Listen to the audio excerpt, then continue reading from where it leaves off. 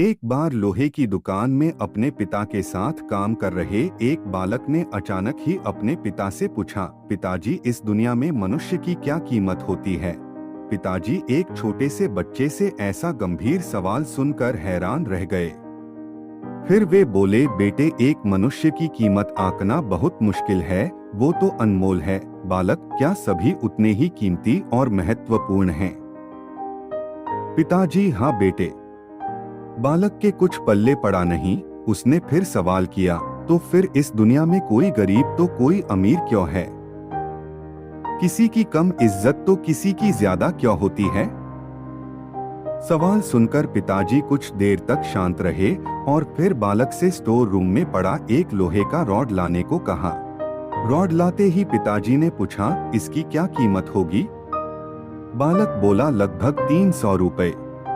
पिताजी ने कहा, अगर मैं इसके बहुत से छोटे छोटे कील बना दूं, तो इसकी कीमत क्या हो जाएगी? बालक कुछ देर सोचकर बोला, तब तो ये और महंगा बिकेगा, लगभग 1000 रुपए का।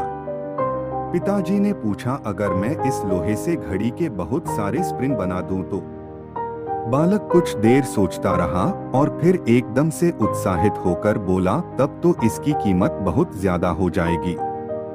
पिताजी उसे समझाते हुए बोले, ठीक इसी तरह मनुष्य की कीमत इसमें नहीं है कि अभी वो क्या है, बल्कि इसमें है कि वो अपने आप को क्या बना सकता है। बालक अपने पिता की बात समझ चुका था। यह एक बहुत ही सुंदर और सीखने योग्य कहानी है।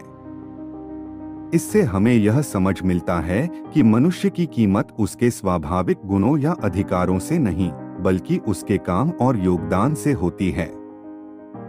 एक व्यक्ति जो अपने काम में माहिर है, अपने कौशल से कुछ नया और उपयोगी बना सकता है, उसकी कीमत हमेशा से अधिक होती है। इसीलिए हमें हमेशा सीखने, उन्नति करने और अपनी योग्यता बढ़ाने का प्रयास करना चाहिए।